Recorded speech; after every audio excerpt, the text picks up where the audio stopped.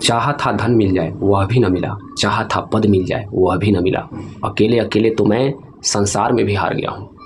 बस वे दूसरे को जीते हुए दिखाई पड़ते हैं, खुद तो बिल्कुल हारे हुए हैं। अगर हम आदमी को देखें तो एक एक आदमी हारा हुआ है। संसार में होने की नियति ही हार है। जब भ्रम में भी हार गए, सपने में भी न जीते, तो यथार्थ में, सत्य में अकेले से क्या होगा।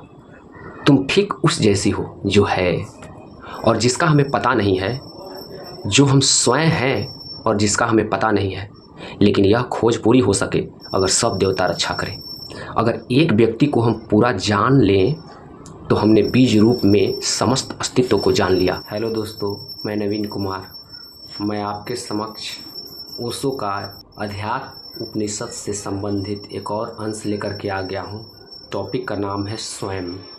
एक अग्नि जो पूरे विश्व को जला सकता है, वह अग्नि की ऊर्जा मेरे अंदर समाहित है, तो मैं अकेले कैसे हुआ। एक जल जो पूरे विश्व को दहा सकता है, उस जल का अंश मेरे भीतर समाहित है, तो मैं अकेले कैसे हुआ। ओशो का कहने का मतलब यही है कि हम जैसे ही कहते हैं कि मैं तुम्हारे लिए अकेले ही काफ़ी हूँ, इसका मतलब मैंने सारी ऊर्जाओं, सारी शक्तियों का त्याग कर दिया, तो मैं हारूंगा ही। तो ओशो हमें क्या सिखलाना चाह रहे हैं अपनी शक्तियों से, अपने शक्तियों के बारे में हमें कितना सजग बनाना चाहते हैं, आज हम अध्यात्म उपनिषद के माध्यम से जानेंगे। तो चलिए शुरू करते हैं। प्रार्थना का अर्थ है मुझ अकेले से क्या होगा। मुझ अकेले से होता तो हो गया होता, मुझ अकेले से तो क्षुद्र भी नहीं सध पाया। हम तो कमज़ोर से कमज़ोर व्यक्ति को भी नहीं निपटा पाते हैं, अपने अकेले खुद निपट जाते हैं। चाहा था धन मिल जाए वह भी न मिला, चाहा था पद मिल जाए वह भी न मिला। कैसी कैसी चाहे की थी, बड़ी छोटी थी वे भी पूरा न हुई। मुझ अकेले से तो संसार भी न सधा, तो सत्य की यह महायात्रा मुझ अकेले से हो सकेगी। इस कलयुग में हम अपने आप को 30 मार खा समझते हैं। अकेले अकेले तो मैं संसार भी हार गया हूँ। सभी हारे हुए हैं संसार में। जो जीते हुए दिखाई पड़ते हैं वे भी, बस वे दूसरे को जीते हुए दिखाई पड़ते हैं, खुद तो बिल्कुल हारे हुए हैं। आप भी अपने आप को हारे हुए दिखाई पड़ते होंगे, औरों को तो आप भी जीते हुए दिखाई पड़ते हैं। देखिए कितनी बड़ी बात कही। पूरा दुनिया बस दूसरे के सामने जीतने की कोशिश में लगी हुई है, दूसरों के सामने आगे बढ़ने की कोशिश में लगी हुई है। हम किसी से कम नहीं। और सबसे बड़ी बात है, हमको संतुष्टि मिल जाता है। यदि औरों के नज़रों में मैं यदि अच्छा हूँ तो मैं खुद को संतुष्ट कर लेता हूँ। सबसे बड़ी विडंबना है, ये समझिए कि धरती का सबसे बड़ा रोग है। अभी के समय में प्रत्येक व्यक्ति इस दुनिया में इसी पर निर्भर है, इसी के माध्यम से जी रहा है कि दूसरे लोग मेरे को अच्छा कहें, दूसरे लोग मेरे को जीता हुआ साबित कर दें, जानते हुए भी कि मेरे भीतर ऐसा कुछ भी नहीं है। एक बहुत बड़ा भ्रम लेकर वो कब तक जिएगा, इतना बड़ा बोझ वो सहन नहीं कर पाएगा। आगे उसको कहते हैं। तो ये बहुत बड़ी बात है, ये सीखने वाली बात है। फिर से मैं इसको पढ़ता हूँ। सभी हारे हुए हैं संसार में, जो जीते हुए दिखाई पड़ते हैं वे भी, बस वे दूसरे को जीते हुए दिखाई पड़ते हैं, खुद तो बिल्कुल हारे हुए हैं। आप भी अपने को हारे हुए दिखाई पड़ते होंगे, औरों को तो आप भी जीते हुए दिखाई पड़ते हैं। औरों को आप भले ही जीते हुए दिखाई पड़ते हैं, लेकिन खुद की नज़र में आप खोखले हैं। आपसे भी पीछे लोग हैं जो आपको समझते हैं पा लिया आपने, जीत गए संसार में। लेकिन भीतर से अगर हम आदमी को देखें तो एक एक आदमी हारा हुआ है। मैं यही कहूँगा कि इस चीज़ को आप 2 या 3 बार पढ़ करके और उसको अपने अमल में लाइए। आगे पढ़ते हैं। संसार की पराजय की लंबी कथा है। वहाँ जीत होती ही नहीं, वहाँ जीत हो ही नहीं सकती। वह संसार का स्वभाव ही नहीं है। वहाँ हार ही नियति है, किसी की नहीं, किसी व्यक्ति की नहीं। संसार में होने की नियति ही हार है। बस यह मंत्र अगर किसी ने याद कर लिया तो मैं समझूंगा वह आज के बाद अपने आप को किसी और के सामने सही साबित करने का कोशिश छोड़ ही देगा हमेशा के लिए। संसार में होने की नियति ही हार है। तो फिर यहाँ पे एक सवाल हम लोग कर सकते हैं, तो क्या हम संसार से बाहर कभी हो सकते हैं क्या? इसी में जीना है, इसी में रहना है, तो हमेशा हारे हुए ही रहेंगे। भाई, बहुतों ने इस संसार में रह करके भी अपने को दूसरे डायमेंशन में ले गए, खुद को कसौटी पे रख करके, कस करके। और मैं बताऊंगा एकदम आसान रास्ता है उसका। संसार में रह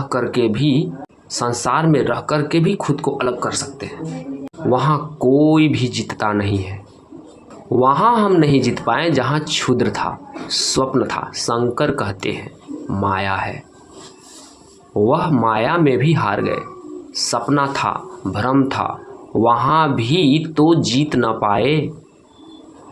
जब भ्रम में भी हार गए, सपने में भी न जीते, तो यथार्थ में, सत्य में अकेले से क्या होगा? जब हम बोलते हैं कि मैं जीत गया, तो वहाँ पर खुद को अकेले खड़ा करते हैं कि मैं ही जीता और कोई नहीं। ये सबसे बड़ी हार है, क्योंकि जीतने वाला जब अकेला है तो वो कभी जीतेगा ही नहीं। उसने सभी को त्याग किया,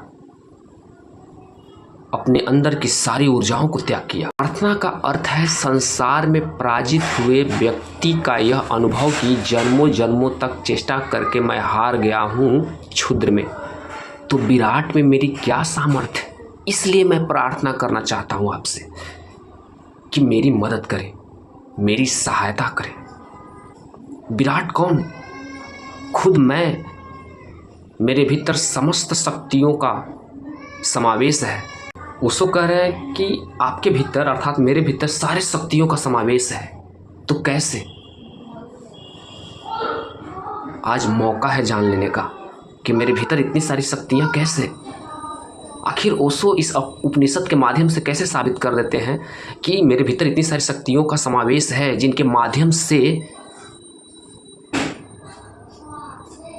मैं बहुत बड़ी लड़ाइयाँ जीत सकता हूँ। और तब मैं कह सकता हूँ कि मैं नहीं, सब उनकी कृपा है, सब परमात्मा की कृपा है। ओशो ने भी बहुत लड़ाइयाँ जीती, लेकिन कभी उन्होंने ये नहीं कहा कि ये सब मैंने किया। वो सारे काम परमात्मा किए। लेकिन चूंकि हम खुद को जानते नहीं कि मेरे भीतर क्या क्या शक्ति है, जिसके मात्र आह्वान से सारी शक्तियां मेरे लिए काम कर सकती हैं। तुम ठीक उस जैसा हो जो है और जिसका हमें पता नहीं है, जो हम स्वयं हैं और जिसका हमें पता नहीं है, जो अभी और यहाँ सदा से मौजूद है और हमें पता नहीं है। लेकिन यह खोज पूरी हो सके कब? अगर सब देवता रक्षा करें, सारी देवताएं यदि मेरी रक्षा करें, हमें नष्ट न होने दें। जब तक हमारी खोज न पूरी हो जाए तब तक हमें नष्ट न होने दें। कहा जाता है शरीर की सबसे पवित्र ऊर्जा अग्नि है। यदि अग्नि शिथिल पड़ जाए तो सारे देवता, सारी शक्तियाँ अपने आप शरीर से बाहर निकल जाती है और हम मृत्यु को प्राप्त हो जाते हैं।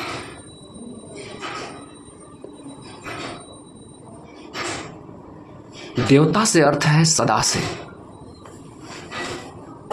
अर्थात जीवन की अनंत अनंत शक्तियाँ, और जीवन है एक विराट जाल अनंत शक्तियों का।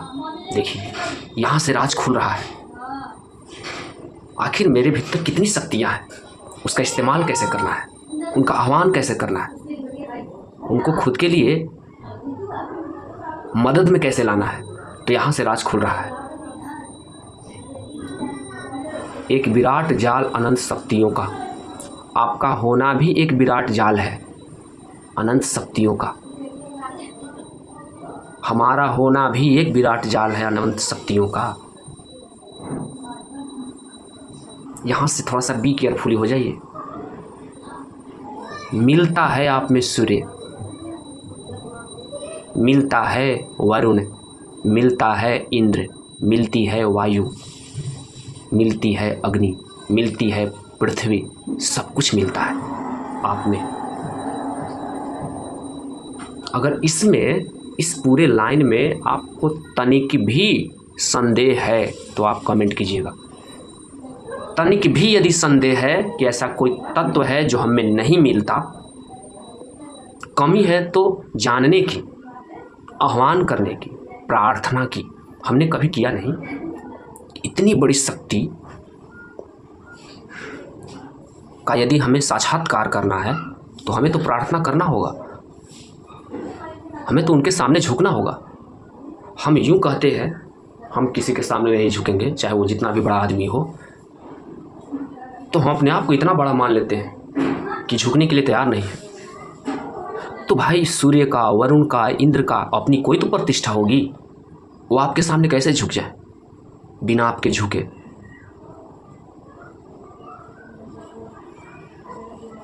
आपने कभी अपने आप को जानने की कोशिश नहीं किया, हमने नहीं जाना कभी। तो ओशो, भगवान ओशो रजनीश बहुत बड़ी बातें कहने की कोशिश करी हैं उपनिषद के माध्यम से, बहुत ही सहजता सरलता से समझाया है। आगे कहते हैं ओशो, अगर एक व्यक्ति को हम पूरा पूरा जान ले तो हमने बीज रूप समस्त अस्तित्व को जान लिया। सब कुछ उसमें है, सबका दान उसमें है।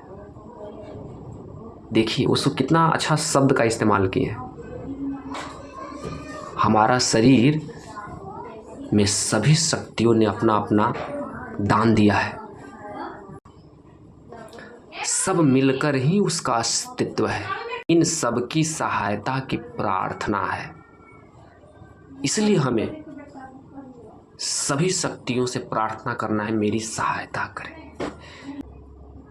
देखिए मेरे भाइयों, मैं सच्ची कहता हूँ, प्रार्थना को समझिए, प्रार्थना के बारीक को समझिए, प्रार्थना के रहस्य, प्रार्थना की बुनियाद। आप जैसे ही प्रार्थना में जाने के लिए सिर्फ विचार करते हैं, शरीर की सारी शक्तियाँ आपको धक्का देने लगती है कि जल्दी जाओ प्रार्थना में, क्योंकि मैं वहाँ तुम्हारा इंतज़ार कर रहा हूँ। ये है प्रार्थना। तो जो मेरे अंदर शक्ति विद्यमान है, जन्म लेते ही उनके सामने अगर थोड़ी मार्मिकता, थोड़ी सहजता, थोड़ा दया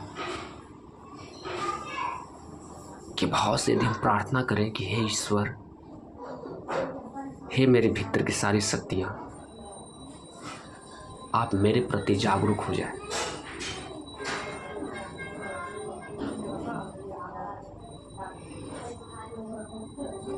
मैं आपका आह्वान करता हूँ,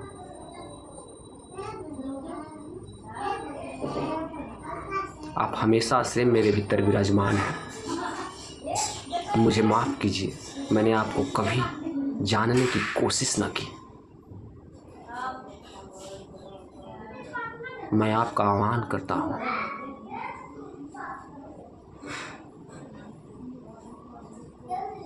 आप मेरी सहायता करें, मेरी मदद करें, हर रूप से मेरी मदद करें। आप अपने सारी शक्तियों का प्रशंसा कीजिए। फिर देखिए कमाल हो ही जाएगा। लेकिन हम कहते हैं मैं अकेला ही काफ़ी हूँ।